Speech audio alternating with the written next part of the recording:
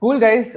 We are on air, as I can see on the software. Hi, guys. Thank you so much, whoever has joined in already, and to all the people joining in as well in advance. Today, we have Naman and Abhishek with us. We are discussing DG3's breakdown of the FIFA Football World Cup. And, guys, we are in the round two, in the week two of the World Cup. What an exciting journey it has been so far. And I don't want to waste any time. I seriously just want to straight away dive into how crazy this second week has been. So, before I go into that, I want to give a quick introduction of everyone on the panel. My name is Raunak. I am a sports analyst at DG3. Along with me is Naman, the vibes guy at DG3, who also happens to be an avid football fan. And today we have a very special guest joining in, Abhishek.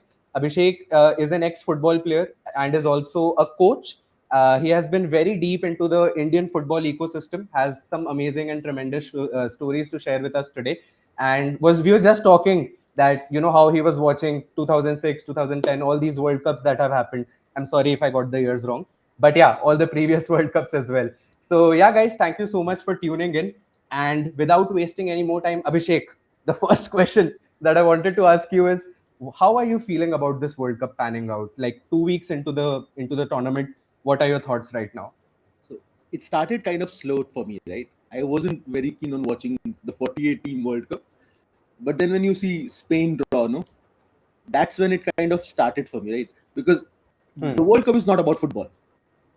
There's better football to watch in the leagues. Yeah, But the World Cup is for vibes. To see correct. a player that you don't know anything about pull off a screamer against someone like crazy, like the odds, beating the odds like crazy. Like who would have bet on that draw for Spain, right? Who would have? Yeah, No Like one. even yeah, the players wouldn't probably. I know they have that belief, but that was crazy. So right now I'm looking for vibes. World Cup for me is vibes, and correct. it's starting to get into that zone where we're getting into the vibe, the stories. The scoreline does not matter. We're getting this guy used to be a bus driver 5 years ago. Yeah. That's where the World Cup is fun. No, I agree with you, Abhishek. And honestly, the point of being here today discussing football, we are just trying to focus on that. We are trying to focus on the vibes because honestly, if you follow DG3 on Twitter, you will see a lot of data analysis and breakdown going, to our followers. We're trying to break down every single match. But this stream is not about data. This stream is about World Cup, tearing down what is happening, talking about our favorite players, talking about favorite moments, favorite goals, even some bizarre predictions that we found our hands on when scrolling through Reddit. So a bunch of things coming everyone's way. I also want to ask Naman. Naman, we spoke last week where we Yeah. were, we were slightly confused about what is Spain really doing, and from there to Spain coming and reclaiming, the type of champion team that they are. I think it has been a ride in the last 7 days. Yeah. So, what do you think now, based on everything that has happened? I feel like with everything that has happened in the last week, this can be one of the greatest World Cups ever because you can see Mbappe, Haaland playing at their primes, and Yamal scoring his first World Cup goal in like 9 minutes in Yeah, his first match when he started for Spain. yeah, And then there are two old guys, Messi and Ronaldo, who are just playing at their peak while yeah. being 39 today. It's Messi's birthday, by the way, and Oh, 41. happy birthday to Messi, guys. The Yes. legend, the GOAT, blessing Yeah. us for the one last time I feel this World Cup. But yeah, Who knows? who knows? Yeah. But I think it's going to be one of the greatest World Cup of all times. Makes sense, makes sense, makes sense. Okay, so before we like straight away, get into talking about every specific match that has transpired so far, I wanted to ask you guys to just candidly share. Maybe Abhishek, you can start here and you can take us through what was the one match that you watched, and you can like this entire World Cup does not have to be from the last 5 6 days. This entire World Cup, what was the one match that you watched and you were like, okay, I'm ready for it? Like I'm now finally pumped up for the World Cup. So I'll tell you what. The one match that I enjoyed the most was the Portugal match, for sure. Hmm. I wouldn't say I was up for it, like, but I had those like I had those messages on the WhatsApp group. Please, those praying emojis, Yeah, Ronaldo sitting in front of a temple. All those yeah, images were there on the WhatsApp group. Everyone was there for it. Like I know a lot of Ronaldo fans, right? And then when he yeah. scores in the 6 minutes, that's the true World Cup spirit. Correct. Like, it Correct. reminded Makes me of when sense. he scored that equalizer against Spain in the last few moments. I don't know if it was the Euros or the World Cup. The match where Diogo Costa also scored twice. Yeah. So I'm like, that's tournament football for you, right? Correct. Like we were discussing a few minutes ago. Tournament football is not about tactic. It is about tactics, of course, but it is not as tactical as you would watch, let's say, the Champions League or something. And when the Yeah. football is less tactical, that is when the individuals shine the most. Which is why I we're agree. saying Mbappe is shining, Ronaldo is shining, Haaland is shining. Haaland is shining. So Yeah. because tactics, they've not had so much time, right? Because they've not had so much time, now we're getting individuals finishing chances which probably don't have a lot of XG.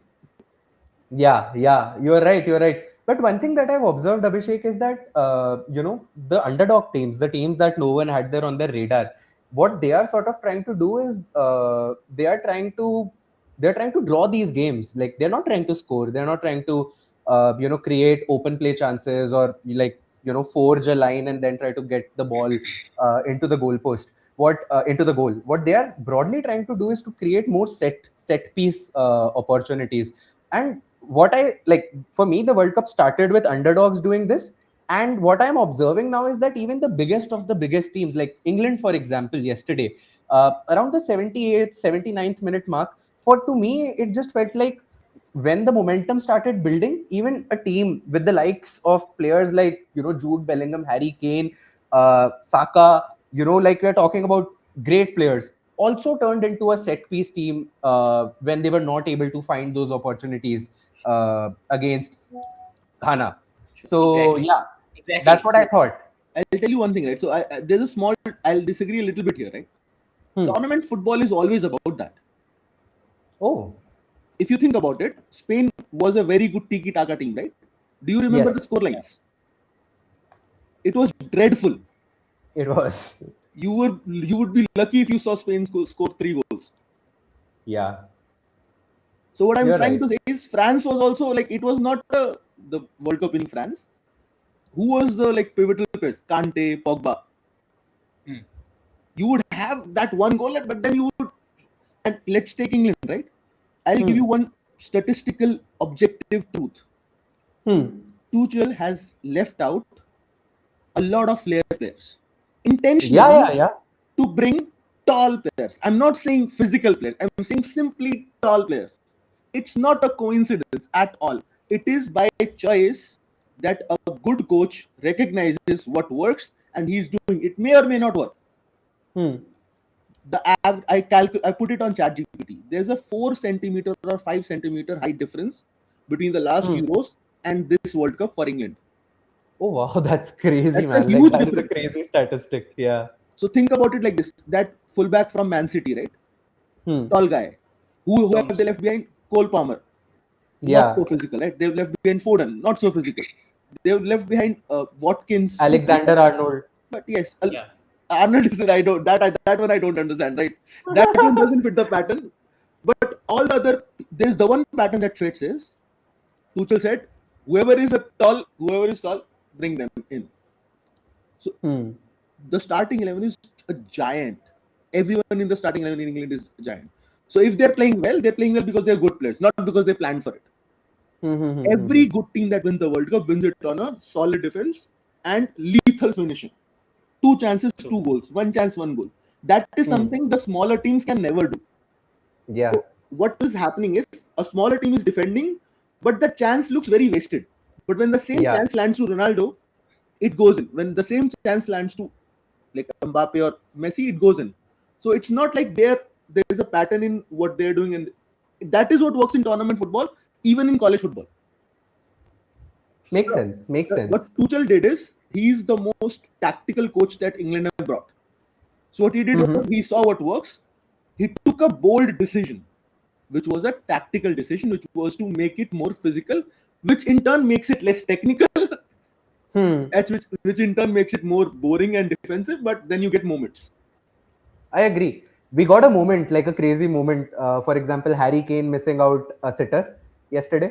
I mean, he literally could have blasted that ball into the goal, considering how great of a finisher Harry Kane is, guys. Like, we're not talking about just anyone. We're not talking about a random defender. We're talking about Harry Kane. Like, the most goals in a in a Premier League season, right, Naman? Yeah. If I'm not Yeah, mistaken. I think he is on the path to overtake Messi for most goals in a year if Hmm. this World Cup goes fine.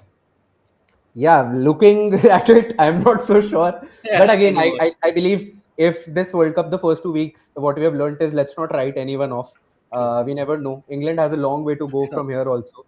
And I think the next 2 games, they are sort of, they should be able to handle it I, better. I'll, I think, I'll, I want to add something here. So I have a lot of empathy yes. for Kane. I'll tell you why. He's playing in a team that is not attacking a lot. The attacks are Hmm. all the same. So if you look at it, Madueke will go in, he'll put in a cross. Now, Hmm. if you ever watch Harry Kane play, he is the one who starts the attack and he's the one who finishes the attack. I agree. Yes. So if his last option is finishing off the bits and pieces inside the box, he's never been that. Hmm. Like he's the kind of guy who gets involved. But at the same time, he's been brought in because he's the best at what he does.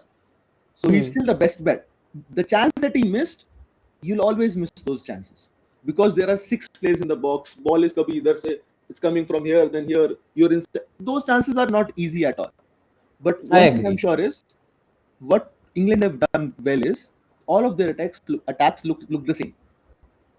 It's mostly from the wings, and there are at least 4 players inside the box. Hmm. Now, the more they do it, this will work because they have like Harry Kane is a top finisher for sure. So That is true. if there's one team that is playing club football, it is England. Yeah. On And that, given that every Abhishek, player in their team is tall, yeah. I think for a very long time England have been relying on high crosses. But it was not. I would say they were like more vibesy than Yeah, crosses.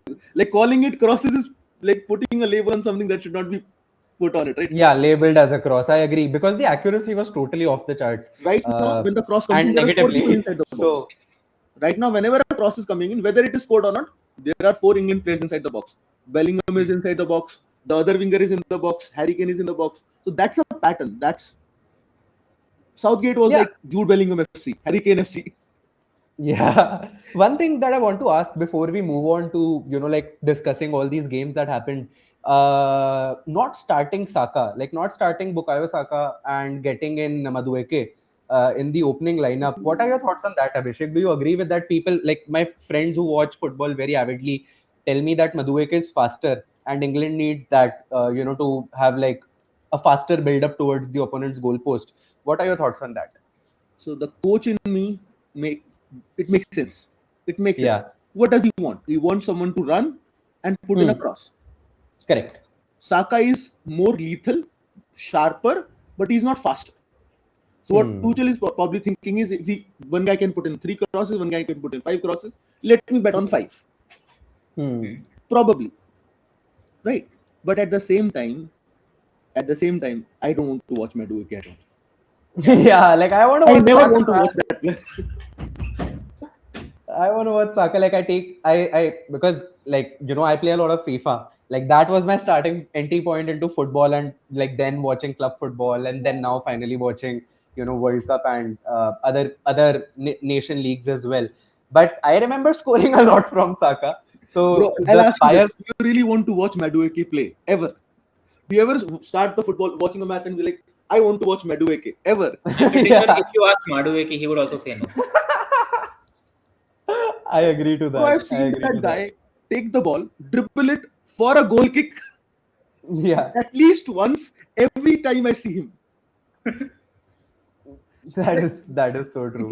I don't know if he doesn't know where the line is or what it is. Is he too fast for himself? Because usually, like Saka would get a corner, Yeah. or like for someone like Cole Palmer would get a counter attack started because he was trying a nutmeg. This guy beats his man every fucking time, but he's losing out to the byline. Yeah. That's No, you are not right. easy to watch, bro. It's torturous. Yeah, I understand that. Quickly, like sort of shifting the discussion to another game because I think something super similar: Argentina versus Austria. Messi's brace and the market not really reacting a lot to it. So Abhishek, when I say market not reacting to it, I mean when the World Cup started. Naman, if you can pull up the data, I think Argentina had some 12%. to Yeah, win the cup? 8%. They, they 8%. they went up to 12 last week after the hat trick. And then after this game, what is it looking at now? They are the second favorite now. 14%. Yeah. 14%. So Abhishek, people, the market basically, like started off thinking that there is an 8% chance for them to win, then went on to 12 after the God's hat trick, and then slightly increased by 2% after the game with Austria. I want to understand from you because you have been into this ecosystem for so long. Why do you think people are still not convinced that Argentina is a good favorite to win it all? So I'll first comment on why I think it went from 8 to 12. Because there's Hmm. one thing that data probably doesn't look at, which Hmm. is Messi has been in the US for a long time. Yeah. That is a Yeah. huge game changer. You can't quantify that in data because a lot of people have traveled. They're not used to the climate. They're not probably used to the pitches, right? Messi Hmm. has been over there for a long time. Yeah, Inter, correct. So that is something that data probably can't quantify. I'm not sure if it can or if it can't. I'm just assuming that a lot of people probably did not realize how much of a game changer this is. If the same World Cup, Hmm. let's say, happens in Saudi, Hmm. probably Ronaldo does the same thing from the game one. You're right. You're right. Probably. It makes sense. Again, we're making assumptions. So what I'm trying to say here is people probably, this is something that can't be quantified, right? If it will have an impact or not.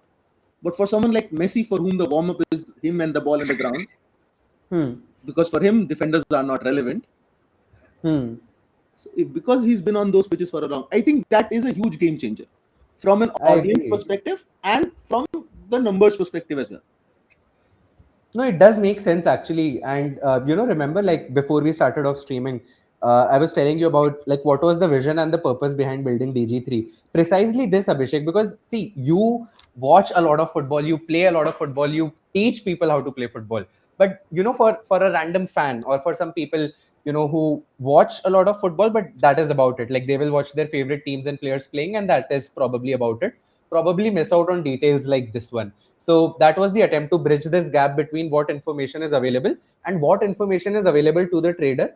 DG3 sort of becomes that platform that sort of bridges this gap. But I sort of agree with what you said because he's used to the climate, he's used to the conditions. The people in the US already love him because they are The so pitches, used to seeing him the play. pitches, that's a huge game changer because a lot of Yeah. these pitches were football, like American football pitches. Correct.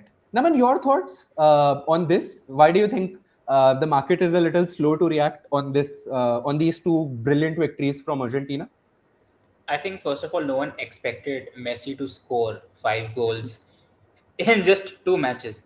And another thing is that when you watch Argentinian players play for their clubs versus when you watch them play for their nation, Correct. it is a very huge difference. It is like someone lights a different kind of fire inside them when they play the blue and white jersey. It is absolutely crazy. It is either their love for Messi, their love for the country. They just start playing a different game Hmm. as opposed to when they play for their clubs. They start playing peak football. And when they're playing peak football, they obviously have Messi to finish. Yeah. I think not everyone sees that. I think everyone is just comparing their performances with their club performances, and Hmm. they are thinking that they are a mediocre team, but they are not accounting for the fact their passion for their country. I want to add one That more does thing make to what he sense. said, right?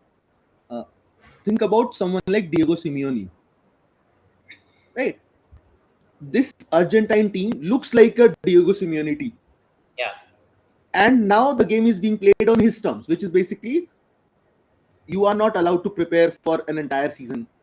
Pick yeah, your pick players of your choice, bring in systems, right? So what he said is perfectly like it's spot on. Hmm. When you have an ecosystem where one moment can be the deciding factor, someone like Messi and a team that will simply soak in a lot of pressure. So just to Hmm. quantify again, something fighting for the country can also be like you can draw a simile to something like a Simeone team that will Hmm. fight for him. We can't draw the comparison of the love for a country for the love for the coach, but it is tactically the same thing. Hmm. It is tactically the same thing. Now, one thing that Simeone never had is Messi. Yeah. Yeah. right? And this tells you that like best of Simeone came with best of Griezmann, Hmm. which is the closest he had to Messi. So you can Yeah. draw that thing over there, right? If you have a guy who will who will finish the one chance that you create, and you put him in a team which can fight, that is the recipe to win a tournament. Probably not a league, Yeah. but definitely a tournament. Correct. That's And right. add in a Yeah. keeper like Martinez for sure. Yeah. Yeah. I mean, I think we should do like a proper segment I on mean, goalkeepers. Martinez is basically trained by Messi all the time when he's playing for the nation. So Yeah. He's also Yes. lazy, no, bro. He's also like he also that like little bit of something wrong is here. There's something wrong here. Like that not Peter just Michael lazy. gene, that Oliver Yeah. Kahn gene is there. Like Yeah. if you guys have watched those guys highlights, like Oliver Kahn would randomly go to a striker, look him in the eyes, and shout at him for no reason whatsoever. Yeah. Yeah. I think we remember Martinez's play in the last World Cup. You can't. That's not like a lot of it is prepared, right? A lot of goalkeepers will like, for example, uh, Casillas did not do a lot. Hmm. A lot of goalkeepers would do a lot intentionally, right? For example, sometimes this is cringe. Like Ramsdale would take it to cringe. That would start like he would engage with the audience. But Hmm. Martinez looks like a freestyle rapper who's very good at it. Yeah. Yeah. That's a very good way to describe. It's like he does that little bit to put you off, but then he's focused as well. Makes sense. Makes sense. Talking about focus, France and Iraq, guys, 3-0. And apparently, what it like the way it comes to me is that after the rain disruption happened, I believe that Iraq just lost it after that. Like they were not able to control the nerves, and Bape being Bape, like just Yeah. went on to fire that brace. Not yeah, he did two Yeah. goals that day, right? Yeah, so went on to like score those two screamers. Uh, Thoughts, Abhishek? I was expecting slightly better, like a slightly better performance from Iraq, but it felt like they completely lost it. What do you think happened there? So like France have always been the same. They're like Hmm. a boring team, not good to watch with lethal finishing. Like they bring like Rabiot to the World Cup. Like for a nation that has like Turkey on the bench and God knows how many players on the bench, they bring Yeah. Rabiot to the World Cup. Right. So what that tells you is France do not come to play football. They come to be physical. They come to be defensive, and they come for Mbappe. They know that Yeah. he'll finish his dinner. Right.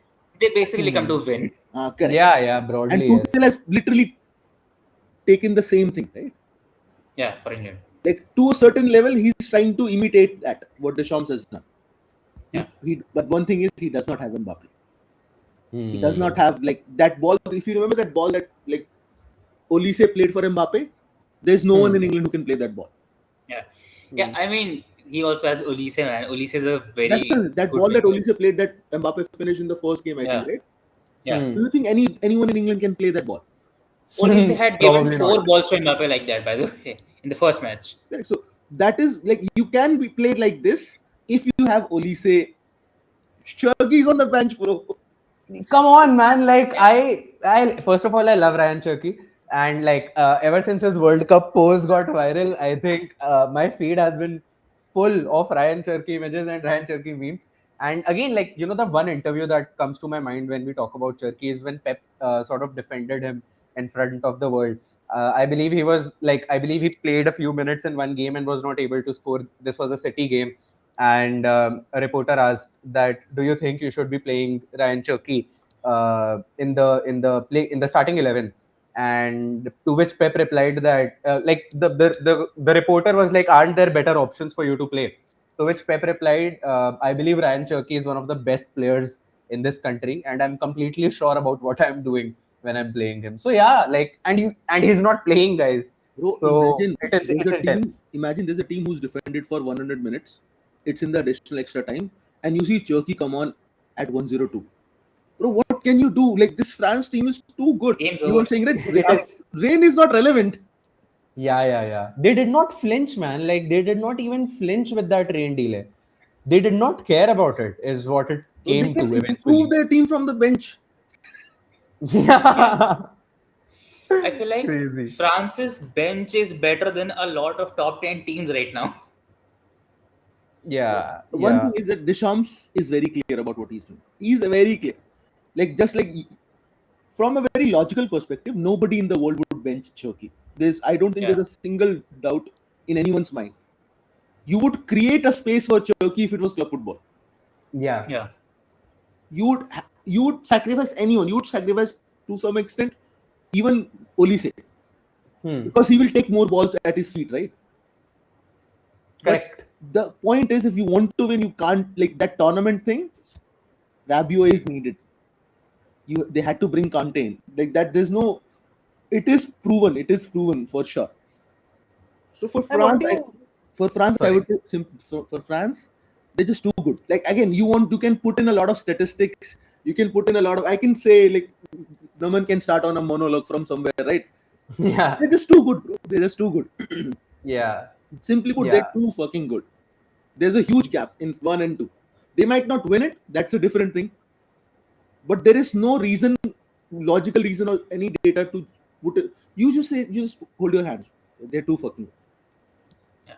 No, I agree. I agree. But there is a contrast in my head now, and the way I'm looking at it is, see, so football is a team game. Like you need a good team, and you were talking about it, Abhishek, when you said that can't really play Turkey because we need to play the other guys, so that we are playing with that tournament mindset where we need to win games and we need to finish clinically.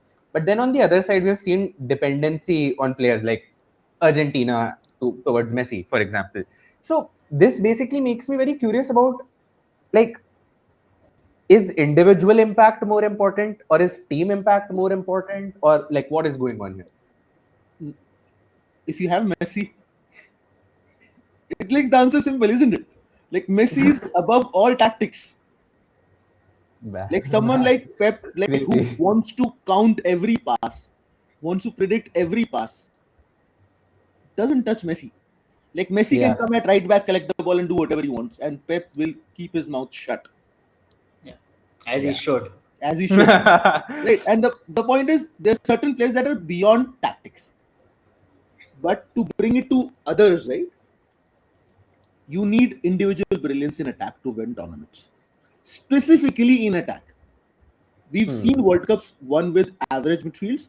We've seen World Cups won with average, I would say, goalkeepers. We've seen World Cups won with average centre backs.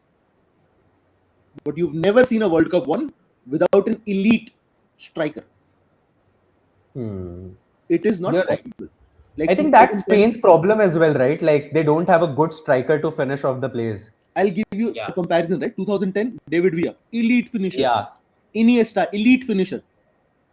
Right? You go to 2014. Uh, every World Cup, you can pick any random World Cup, any Euros. You can have average, like you'll have people who've never played for Real Madrid, Barca, but they're a World Cup winner. Like for example, Germany won the World Cup with that Arsenal center Mustafi. There was a huge we have a World Cup winner, and he was not a World Cup winning centre back. He Yeah. was not Puyol. He was not PK.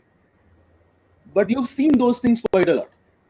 But what you won't see is an elite finisher. Like for example, Marislav Klose is not a great club player, but he's a good finisher. He's a top finisher. So from an attack perspective, you would have to have individual brilliance, and that Makes is where sense. I'm kind of not that bullish on England, because I think they should have taken at least one or two individually brilliant players. Yeah. And At least even after the Saka last is like that. match. Even Saka. Yeah. Saka is also that like assistant to the hero. Thanks, man. For the reference. He like Saka needs someone else. Like he needs someone that like Cole Palmer has that energy, right? True. When something is stuck, he might just pop his head up and do something. Foden, yes and no, because thoda bahut inconsistent, right? But I would say individual brilliance attack for sure. Individual brilliance in attack for sure. Like for example, let me ask you, like outside of France, all other like if you just what you started the podcast with, right? Haaland, Messi, Mbappe, individual brilliance in attack. Even though we have goalkeepers who are doing very well, they're not the best goalkeepers in the world. Vozinha is not going to Barca. Yeah. Not a chance. So that the point is, you can have there's certain positions where you can make do with average, with a lot of heart and shape and tactics. But attack me, you need brilliance. Yeah. And talking about heart, I think the reason why we saw the match that we saw yesterday was because Ghana had a lot of heart, a lot of core, and a lot of belief in their gameplay. Uh, there was 76% possession with England, guys, and there were 295 passes as compared to some 90 odd passes that Ghana was able to make. So, like from a statistical POV, Abhishek, there was absolutely no match on paper. If you don't Can I watch just the throw a match, stat at you? One very yeah, please go look at ahead. the heat map. Look at the heat map. So what England did was they were tactical. So they were like Hmm. cross comes in, 4 people in the box. Hmm. Ghana put 7. So you Hmm. can't say Ghana were on the back foot. Hmm. So what I'm trying to say is if one team is tactically prepared more than you and you Hmm. have the obvious counter, the answer to a numerical overload is a numerical overload. That If they makes put in sense. 4 people inside the box, you have to put in 7. Yeah. If you watch the highlights, right, there was not a single cross in which they let a person jump without being competed for the ball, without competing for the ball. So I would Hmm. say that stat is very misleading because Hmm. Ghana let it happen. If I let you have the ball, you can't take credit for it. True. Yeah. No, That's you are right. so when Pep has the ball, right? For example, then the other team is not letting them have the ball. Hmm. Pep is waiting for you to get tired, waiting for you to get tired. Hmm. Hmm. That's different. England want rotating the ball in and around the box. Hmm. They were going through huge recycle balls. For example, think about it like this. In Pep's teams, one of the greatest things is they are very crowded. You'll see 6 Man City players in a 10 by 10 box in a very Hmm. small area. So what when you play passes over there, everyone has to jump and jump and jump. It's very high intensity. But when England do it, it is like my closest player is 10 yards from me. His closest player is another 10 yards from him. So Yes. those 3 passes are so slow that the other team can easily adjust, shift up, down the tactical bullshit, right? So Hmm. there's a lot of like possession means nothing if you've not achieved something out of it. It's not Hmm. necessarily goals. Ghana were not tired. At no point in time in the game were Ghana tired, and the proof is Ghana finished the game strong. So those statistics would be relevant if Ghana finished the game weak. Fair. Hmm. And this is my favorite quote. Like stats are like bikinis; they hide Yeah. what's more important. Yeah. Abhishek, have you tried trading by any chance? So I'll tell you what trading. I'll tell you when you what I can do is it is what I'm doing is very good in retrospect. Yeah. Yeah. When I have to predict, no, what I'll do is Hmm. I'll give you one side of it, and then I'll Hmm. give you the other side of it also. Yeah. So one of I And my you'll think be Abhishek. more confused than you were to begin with. correct. Yeah. So I I will think counter Terminal myself. is built for people like you, Abhishek, who have like brilliant understanding of the game, but sort of probably could revere the data point a little bit more and be like, yeah, I think I can do pretty well when it comes One to good thing this I'll tell World you. Cup of So I'll mine. tell you why I love football. Right? Hmm. In football, there's certain positions where the value of a mistake is very high. Right? For example, a centre back slips. That Hmm. guy who got a red card because the touch was heavy. Yeah, That changes the Gosling. output of the game. Hmm. I think it was Belgium. Belgium. It was just one mistake. Yeah. If you look at it from a statistics or a prediction, that throws everything down the drain. Correct. Correct. Right. So the point is, you can be very tactical, but one person can slip. Yeah. Yeah. Put in the That Gerard is meme true. over here. No, that And is very true. Sports is random. Like, you but can't, like, yeah. individual sport is still right. Like let's say Hmm. tennis, you make a mistake, you can come back in the next set. But even in Yeah. cricket, right, you still have an opportunity. The 9 and 10 can have a great partnership. And you can say Hmm. football, maybe it is possible, but I would say the odds immediately change due to one mistake. They Yes, do. yes. They In do. cricket, one mistake does not impact the odds. Probably, I'm not a betting man, but what I'm trying to say is, in football, the weight of a mistake of a strike. Harry Kane missed that tap in. Hmm. ठीक है. But if Pickford makes 2 mistakes, like that penalty, Hmm. changes the output of the game. Yeah. The market goes wombled Yeah. if that So happens. the point is, I think what we can do is we can let people go to like guts are eventually guts. You can't try to reason with it. There are certain calls that you have to take, like they have to be taken from the gut. If you try to justify it, if you try to reason behind it, then that you're trying to just put on a show for everyone. You're not being honest. No, I understand. What you are talking about broadly, borderline falls into gambling. Correct. But I agree about it. Like I wouldn't write it off entirely because see, I trade on sports myself a lot, and like I trade on tennis primarily. And what I've understood is even in tennis, Abhishek, you will see in 3 seconds the momentum shifts so tremendously that the underdog just becomes the favorite in 3 seconds. The lines move so rapidly. So what you basically need to understand here is that there is a certain sense of composure that is required in the trader, a certain sense of discipline, and some sense of strategy that saves you from moments like these. You know, I'll tell you, this makes a lot of sense. I'll tell you what. Yeah. Gut is formed by this. Like if a good coach takes a call, he can come and say it was from the gut, right? But that gut was also trained. It was trained on data, what they've seen on the ground, what they've seen on the training pitch.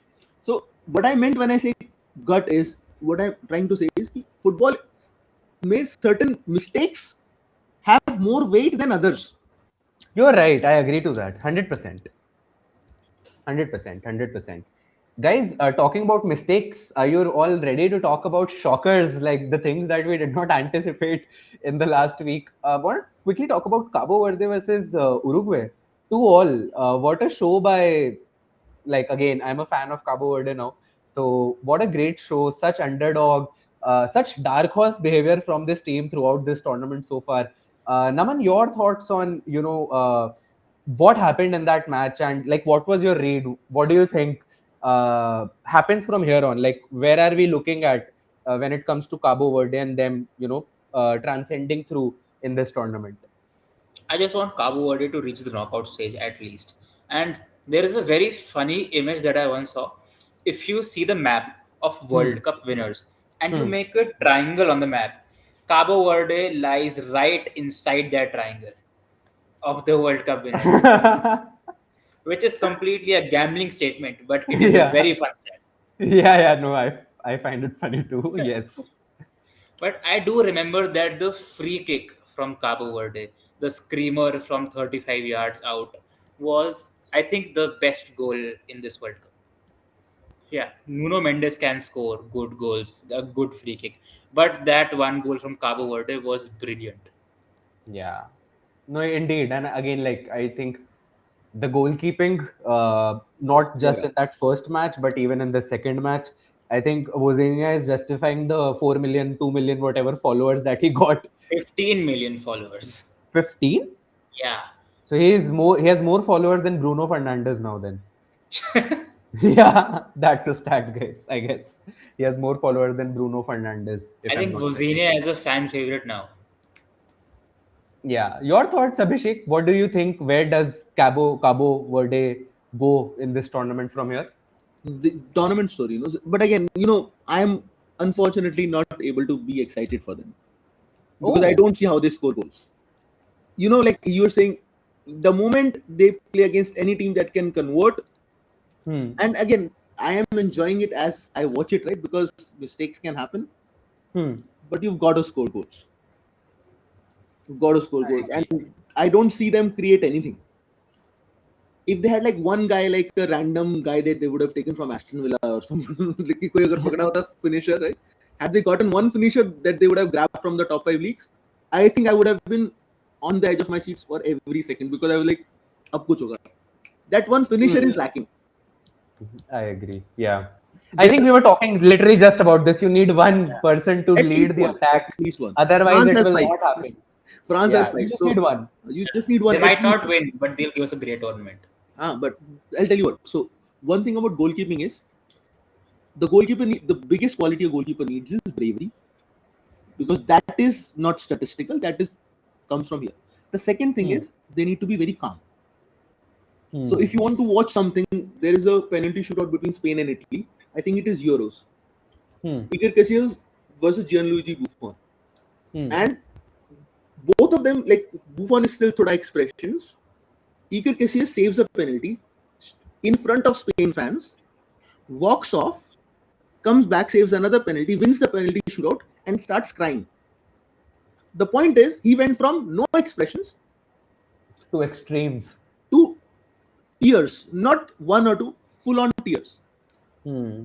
So what happens is, every goalkeeper that is doing well, they have to show in World Cup two qualities. One is bravery, and one is focus, Hmm.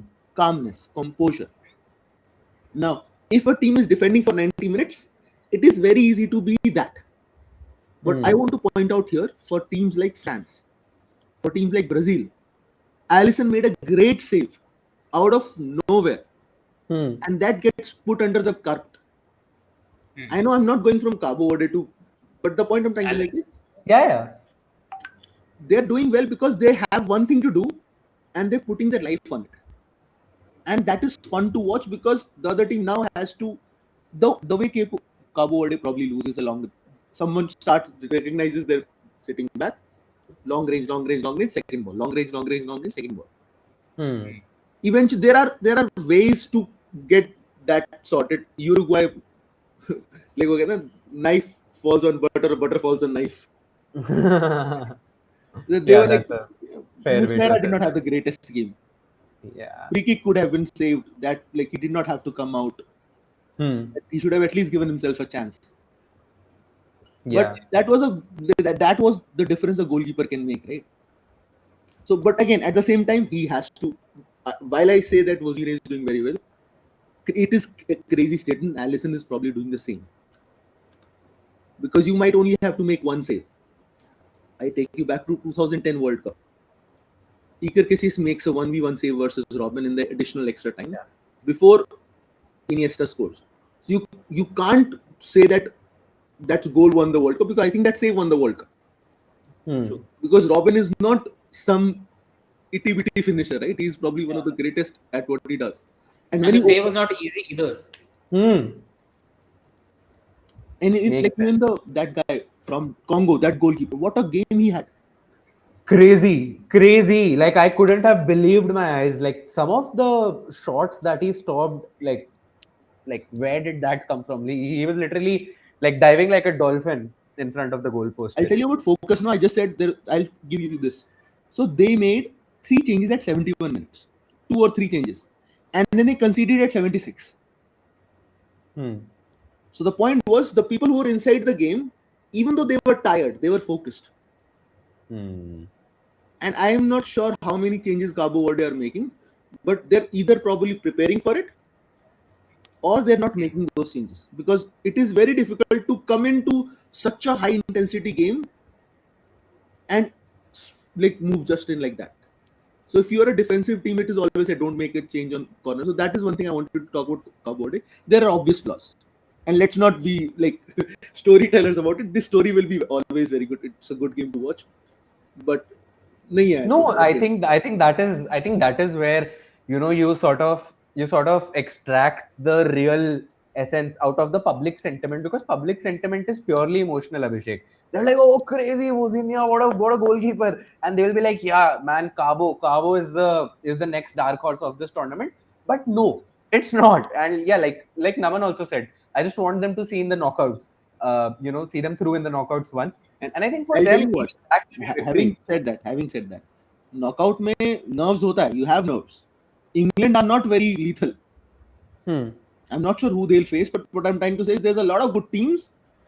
Germany are also thoda itar bitar. Right? So there's a lot of big teams that we will both agree कि they'll fall to Cabo Verde for sure. If it is their day. So having said that there is a flaw, that is that they don't have that one guy to finish it. All of the goals that we saw, both of them, were kind of flukes to certain level. Like the free kick was very good, it was extraordinary, but you don't score that every day. Yeah. Correct. You score that once in your life, or maybe twice, unless you're Roberto Carlos. So, but yeah, I mean, I don't see goals happening.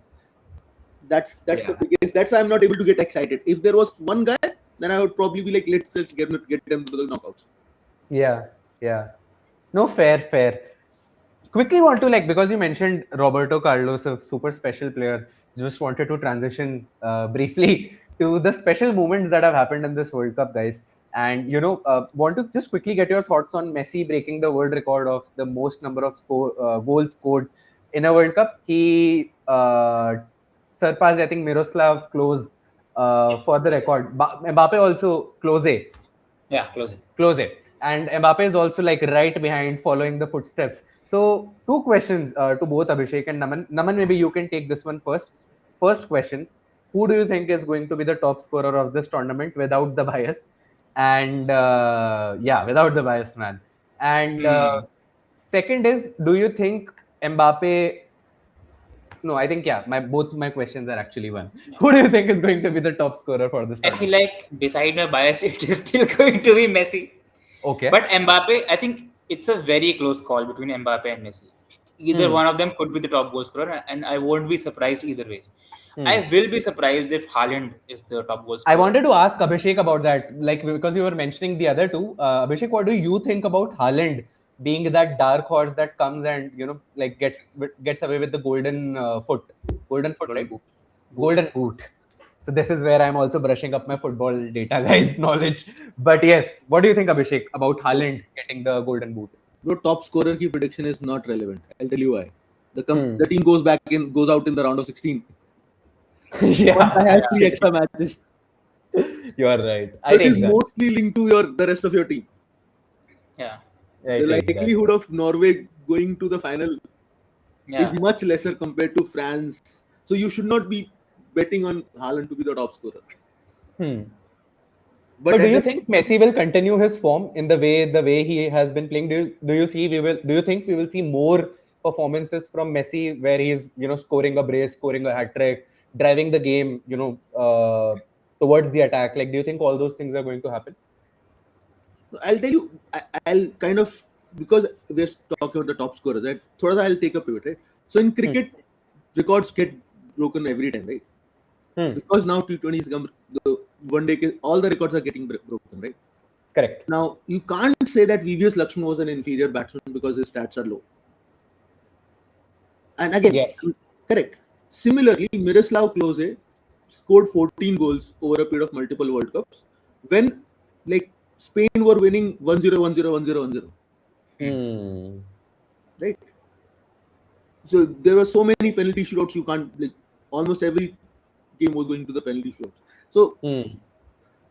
stats, I'm not, like, especially the top scorer stat is not very, like, for if you remember, Harry Kane won the Golden Boot by scoring against nobodies Hmm. Yeah. in the group stage. So top scorer, I'm more interested in. I'll tell you what. In the WhatsApp chats, Hmm. so there are Messi fans who will Hmm. grab a stat out of thin air, Thanks for that, man. and there are Ronaldo fans, because I'll tell you what. So I was like, everyone was prepared with. Ronaldo has now scored in 6. Everyone was prepared, bro. Yeah. Their posts were ready. Their It was in Photoshop the was draft. fired They were up. waiting to click on post. What Yeah. I'm Yeah. trying to say is, whether it is top scorer, whether it is 6 World Cups, oldest to score, with AI, everyone is ready. I Hmm. feel like the Ronaldo meme was ready last week. Yeah. So they had to delay it. Yeah. But I want to, guys, talk about, like, just want to dive a little deeper into this. Ronaldo scoring in the last 5 editions of the World Cup, also eventually scored in this Six. edition.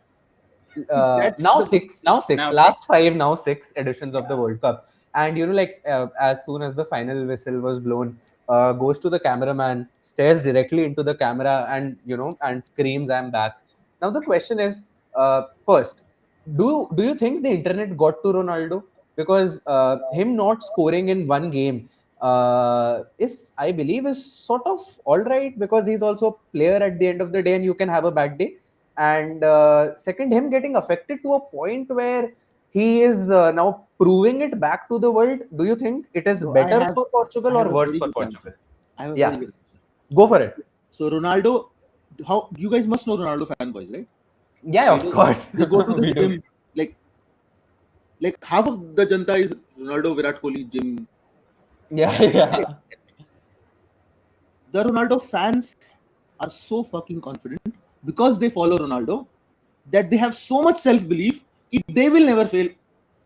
So the reason Ronaldo has such a hardcore following is not because of football, is because of because he talks the talk and he walks the walk. So what you're asking is whether the internet can't get to Ronaldo fans. How can it get to Ronaldo? Yeah. Have you ever been able to break Yeah. the spirit of a Ronaldo fan? I have never been able to. Like, as in, I'm not tried, but what I'm saying is that is what I'm defines pretty this. sure you have. That is what defines them, right? That is what defines them. A Messi fan is like, he will like be thoda quiet, probably throw a highlight at you. Yeah. But a Ronaldo fan will take it on the chin and give it back to you. Yeah. Because Yeah, like this and Ronaldo being the oldest person to score a brace in the World Cup, this is beating another Messi one to of it. there will The be two. the only 41-year-old to score in 3 matches. Yeah. That's going to come. And the broader point is, Ronaldo, you can't get to Ronaldo. That guy, like, half of India is a football fan because of him. True. Fair. Probably more than Fair. that. Because you don't need to be a football enthusiast or someone who likes football to like him. To see what he does. You remember what he did to Juventus. You can't get to that guy, bro. That guy has seen it all, done it all. Yeah. Fair, man. I take that. You can't I get take to that. him. So the internet never got to him. He's not telling you he's back. He's telling himself that he never left. So it was a roar of self-belief more than anything else. Self-belief. And he knew. And now, just to put it out there, I'm not a Ronaldo hater at all. I'll tell you something else. The chance that he finished, there's no one in the Portugal team that can finish that chance from Bruno Fernandes. There's no one else. I don't think João Felix finishes it. I don't think Bruno finishes it. I definitely don't think Gonzalo Ramos finishes it. So for all the downsides to Ronaldo, if you put that one ball through, I would put my money on Ronaldo over Messi to finish that one chance. If it's That's a bold claim. If it's inside the box. There's a very specific thing that I'm trying to say. If you put in a ball inside a box that needs to be finished, I am going Ronaldo, Mbappe, then Messi. Yeah. So on a gunpoint, you choose Ronaldo for finishing it. And Mbappe. Makes what sense. you expect from Messi is he'll probably, again, the point is there's a particular kind of a chance I'm talking. No one would know what I'm saying, right? I hope you guys know. If you put in that ball, he's still going to finish it. You put that ball in for a header, he'll beat every defender in this World Cup. True. If they had, let's say, Thomas Tuchel, I can guarantee it to you that he would have used him perfectly. What England are trying to do wins them the World Cup if they had this profile tactically. The issues that Portugal have come from two things: lack of work rate from him and lack of service for him. And both are linked. One of my favorite ways to look at football is, if you're doing bad defensively, look at your attack. If you're doing bad from an attack perspective, look at your defense. And right now for Portugal, the service is not there because the shape is not there, because everyone is like, that pass from Bruno, that was very individualistic. And that finish was also the same. So for Ronaldo, it is self-belief, because he is still probably, if not the best, one of the world's best at what he does. Only Mbappe can come close at finishing a chance inside a box. And because he's also a Ronaldo fan, he also believes you can't get to Mbappe as well. Like nobody can. But how do you think, Abhishek, Portugal is set up for the match against Colombia? Do you think I don't think they're set up. They will clear it? No. I don't like Roberto Martinez at Portugal. I don't like Roberto. Like, there's nothing to. If you look at a match, right? You look at the team. They have Vitinha, Neves, and Bruno. Yeah, the best midfield apparently. Literally, what else do you want, This is man? a better midfield than France. Yeah. And this is proof why Deschamps is a genius. Because if Deschamps was the Portugal coach, he would have benched either Vitinha or Neves for 100%. And he would have brought in a tall guy who runs. Because you can't put in a midfield of Neves, Vitinha, and Bruno and put Ronaldo in front of them. Yeah. Makes sense. Who's going to run? there's a huge gap between the forward and the midfield. And Martinez is not doing anything. Like, he's not doing anything. The changes are also not the problem. Germany have the same problem. They also have a midfield problem. That means that they went from 7. They're either very bad or very good. Yeah. Because they don't have control. Spain have control. England have control. The teams that don't have control are the ones that either don't have tactics, and tactically they're not doing very well, or they don't have midfield. Midfield gives you control. Fair point. The same problem you can say goes to Germany as well. They have very good, decent defenders, very good attackers, but that thing that holds them together isn't there. But the Germany, I like the Germany coach. He's good. So I think he'll probably make that change very soon. I hope he watches this. No. I hope he doesn't. So I'll tell you what. Like, yeah. You guys can come to my office and tell me the next game plan. Bro, he's 37 years old. Yeah. He knows. He's one of us. Yeah. Okay, so guys, I think we have spoken for a lot of time already, and we had this one fun segment planned, Abhishek, where we wanted you to guess the probabilities that each team had before the World Cup started of whether they are going to win it, and if yes, what was the probability. So you need to tell us between 1 to 100 what is the percentage of that team winning and what the market thought basically before the tournament started, and then we can obviously see what it is at right now. So Taran is, I think, already sharing it. Awesome. Taran, can we go to slideshow mode? Because you're sort of giving away the answers, buddy. I'm sorry. Okay, I'm cool. not wearing my glasses, so I didn't see anything. Let's go. Thanks, Abhishek, Thank God. for that. All right. So, yes, Abhishek, what do you think is the market giving France to win the 2026 World Cup? What percentage? I don't know the numbers, but I would say it is the highest for sure. Okay, I will tell you that right now you're right. But give me a guess of what do you think is the percentage? I don't even have context, so let me put like 20%, probably. 20%? Okay. Can we go to the next slide? You were almost there, man. So without context, I think you're doing pretty well. Yeah. It's at 19.1% at the moment. So I think I got one thing wrong. Naman, you can correct me if I'm wrong. We are looking at the probability to win the World Cup today, not before the tournament started, right? Today. Yeah. So today it is 20%, Abhishek. Maybe you believed in them a little more before the tournament started. From the day one. They're too good. But they are the highest and they are at 20%. Let's move on to the next slide. Yes, Abhishek, Argentina. You told me during the session that they are I did. But you can still, just like, because we have to move to the next slide, you can give me a number. 17. Okay. 17 was the number. Move on, guys. Yeah, it's 14.6 right now. I have a very strong feeling, Abhishek and Naman, that we are going to see a market chart where Argentina started at 8, it went to 12, is at 14 right now, and then to 100. Maybe goes to like 40, 45, 50 by the time we reach the final. Can I ask one question? Very quick question. Yes. So we will see France versus Norway. Yeah.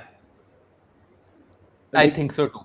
And I think that like players like Haaland shine in such games. Yeah. And if there is an upset, I think the market will shift. What do you guys think? I feel like the match will surely be above 5 goals. Yeah, Deschamps can't survive it. That guy won't. Have you ever seen France in a tournament play a game like 3-2 or something? Very rare. Of course, 4-3 against Argentina. In the 2018 World Cup. Bro, Messi ko we give exceptions. Messi, Ronaldo, I always give exceptions. Yeah. In chemistry we used to have the this is an exception. Messi, Ronaldo exception. Yeah. Sorry. Fair. Cool. Can we move on to the next slide, Taran? Yes, Abhishek. What do you think? Where is Spain? 9%. Naman, what do you think? I kind of made the PPT, so I know. So you know then. Okay. Okay, I think there is some change happening. Taran, can you stop screen share for a moment maybe? And then make the change? Completely all right. Naman, I think we can do it broadly without the presentation as well. Yeah. Abhishek, some issue ठीक with है, the it's fine, presentation. fine, fine. Taran was struggling with it, so I thought like let's just stop it. Cool. England, guys, at the end of week 2, what do you think they are like? What do you think is the probability for them to win the World Cup, Abhishek? Must be very low, like 3 or 4. 3 or 4. I don't believe in Okay, I'll England. give you a hint. I'll give you a hint. They started off at 13% to win the World Cup. So what do you think now? 6, 7. I'm Six, totally. seven, 6, 7 mentioned, guys. Okay. It is at 10.8%, which is a dip of 2 percentage points from where they began. Jude, Six, like seven is Jude's aura is brutal, man. carrying it. There is a lot of aura farming that Jude has done. Yeah. I think he's a very You vibes remember kind of that Hey player. Jude video, like people in the stadium singing Hey Jude, and Jude Bellingham standing there like looking at everyone, sort of doing Like he's this, hit the almost jackpot. That's a good-looking guy, tall, strong, young. technical. Footballer. I'm like you, like as a man, what else do you want? Like that guy is living the dream of every one of us. Okay, I do Yeah. have a very fun but very irrelevant fact about the England Ghana match. Before the match started, Spotify had seen a 50% increase in the streams of Wonderwall by Oasis. And that is such an England thing to do. Yeah. Oh, Yeah. okay. Taran is sharing. He sort of told us about England already. Cool. Guys, Portugal. What do you think about Portugal? I would put, like, again, this is my like numbers, right? What I believe. So I believe Yes, yes. this is 8. 8%. Yeah. Taran, can we go to the next slide? You were, Very close. I'll give it to you, Abhishek. Yeah. It is 8 only. I'll So take yeah, you were my spot on. before you go to numbers. France number 1 for me for sure, 100%. Hmm. Yeah. Portugal is top 3 for sure. Because Okay. again, as I said earlier, self belief is above every tactic that I've seen in my life. Hmm. Yeah. And I'll tell you one from small coaching experience that I've had, right? I have seen in my small coaching career, people peak in finals consistently. Hmm. Like when it matters, there are certain people on rotation. Like somebody would peak. What I'm trying to say is, this guy would peak, or that guy would peak, or that guy. If you are in that zone, somebody would peak.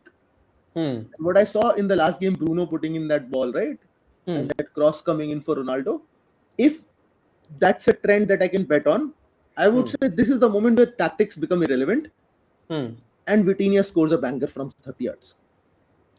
Because the only way you can win a tournament like this is if people start taking moments. So that's not happening with Argentina right now. 5 goals by Messi. So I'm not that. That is, Messi can get in again. Not saying he should get in, but if one guy is scoring all of your goals, that's not a positive sign. Even if Fair. even if he is Messi, from a winning the tournament perspective. But over here, there are multiple people who are doing a lot of things. Yeah. But Messi Cool. is an exception after all.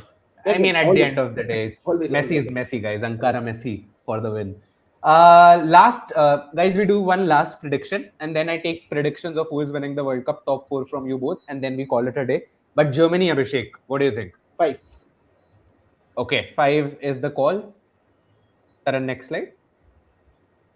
5.3. Germany That's basically, absolutely for perfect. me, Germany above England, but not so much. The midfield is, I'm not there yet. Makes sense. Makes sense.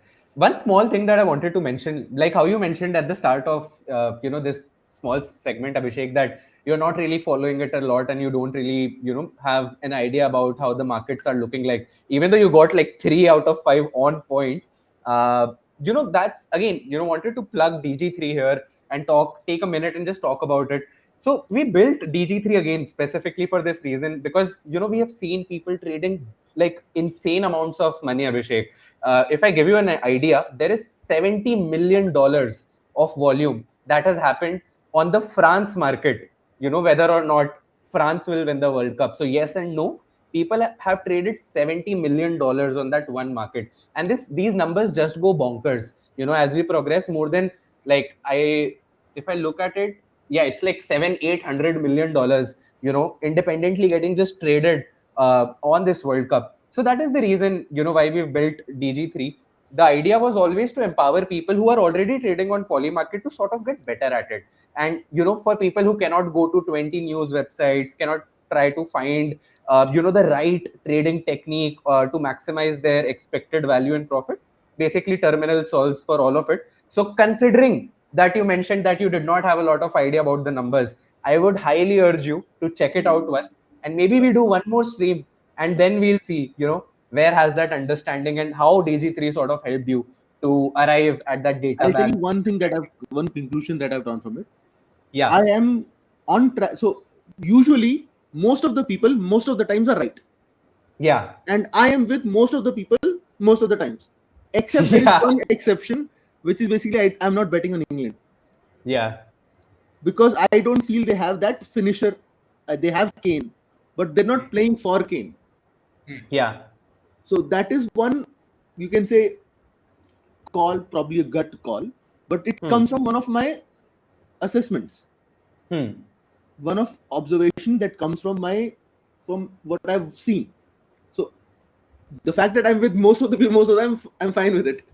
Yeah. But I need to know where I'm like different, so that I can probably be like, I was right here. Yeah. So yeah, exactly, and that's like it's so personalized in its approach. The terminal, we allow you to create your own decks. You can follow a particular player, follow a particular team. All that info, everything, while you are placing a trade in real time, trying to bridge that gap. And so far so good. People have been liking it. We saw one trader coming in, wagered $10,000 on a single market, and eventually let us know that they took the advice that the edge finder in the tool gave them.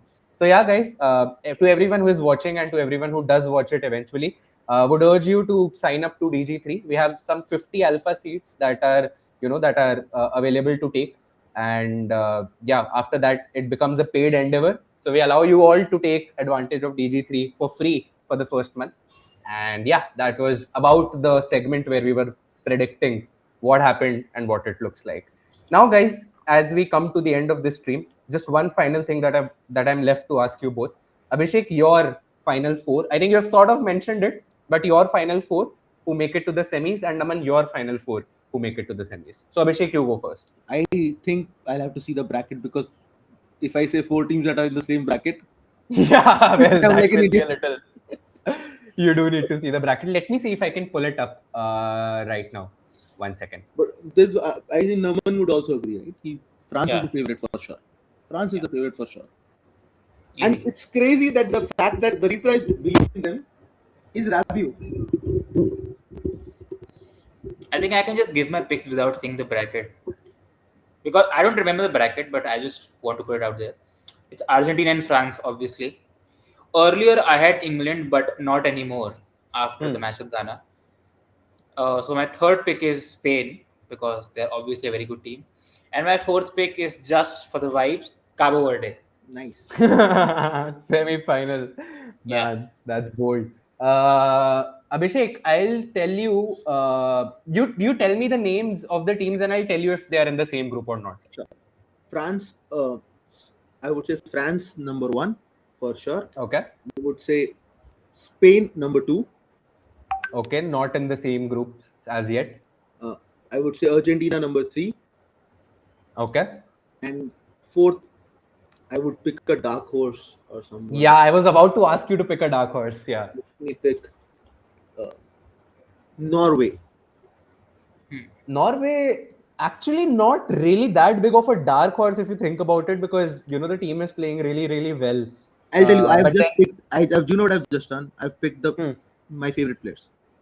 Okay. I wanted to pick Fair. Portugal, but again, I earlier gave a number, but I don't believe in Roberto Martinez at all.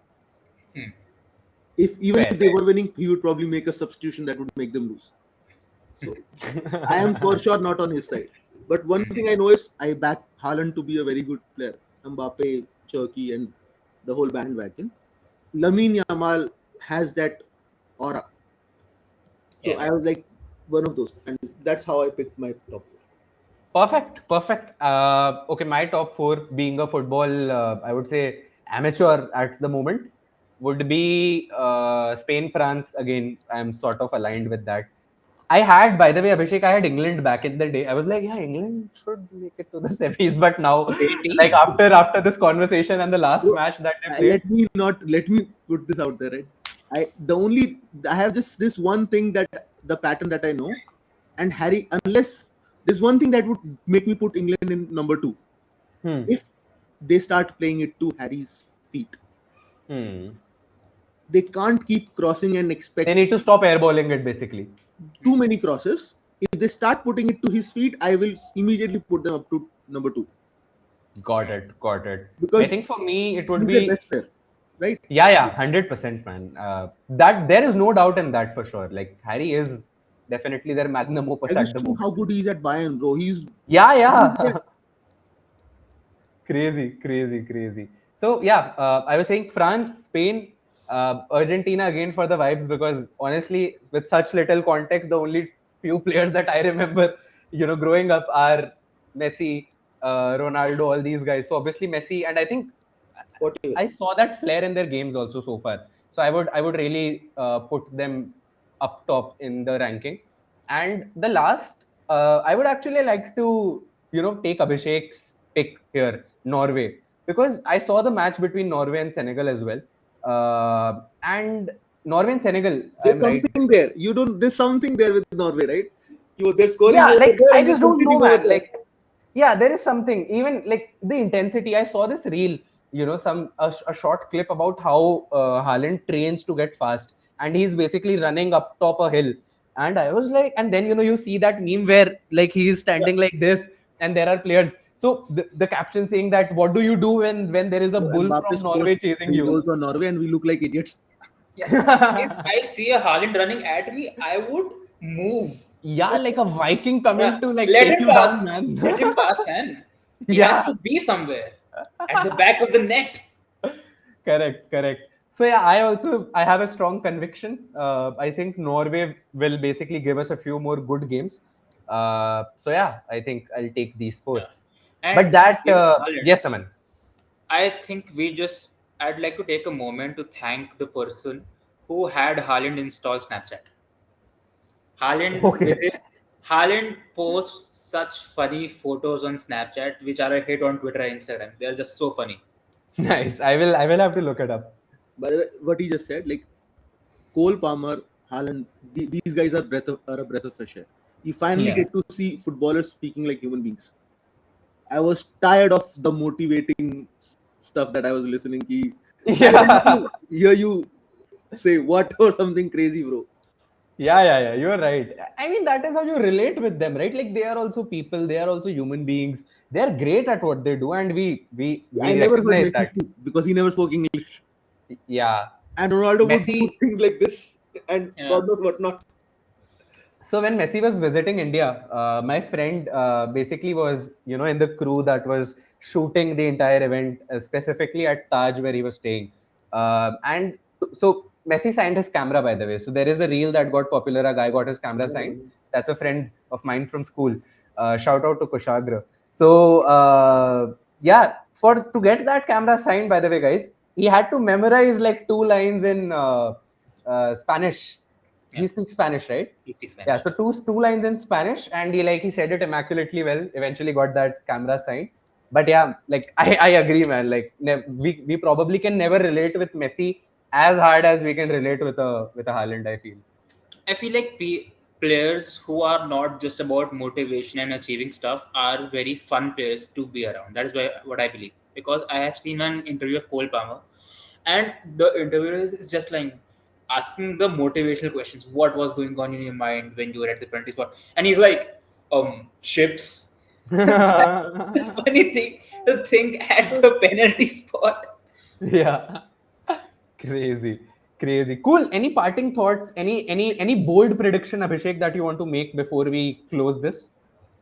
No bold prediction, but I want to see red cards. You want to see more red cards after Yes, like we but already have more than the last World Cup bro, I'll combined. tell you, the best thing to see in a game is a red card, because if the Crazy. team that is better, if they get it, then it becomes an equal game. If the team that is worse gets it, it doesn't make a difference. It becomes an entertaining Yeah. game in that I'll tell you sense. why it Then you doesn't make a say difference. beating. Because they're anyways sitting back. You can Yeah. sit back with 10, you can sit back with, doesn't make a difference. And if they don't win, then it is Yeah. even more fun. Fair, fair. Cool. So, yes, that brings us to the end of our second stream where we were breaking down the World Cup. Naman, anything else from your side that you want to mention? Any bold prediction for the coming week? The And only yeah, bold prediction is top four Cabo Verde. top four Cabo Verde. Okay, we'll hold you to that in the coming streams. And to everyone else, thank you so much for tuning in. For all the people who were waiting, commenting, I saw a few comments from Siddhant. Shout out to Siddhant. Siddhant is also a friend of mine. So thank you so much for taking out the time and sending in some random bizarre comments now as I'm reading them. But yeah, thank you so much, guys. This stream was powered by DG3. I think by now you guys know what DG3 does. In case you don't, just check us out on Twitter, Discord, Telegram. There is a lot of information going your way. We're putting a lot of interesting data analysis, not just for the FIFA World Cup, but for tennis, for esports, for basketball, baseball. There's a lot of content coming your way. So do check that out. And with that, I think we are all set. So Taran, can you please end the stream?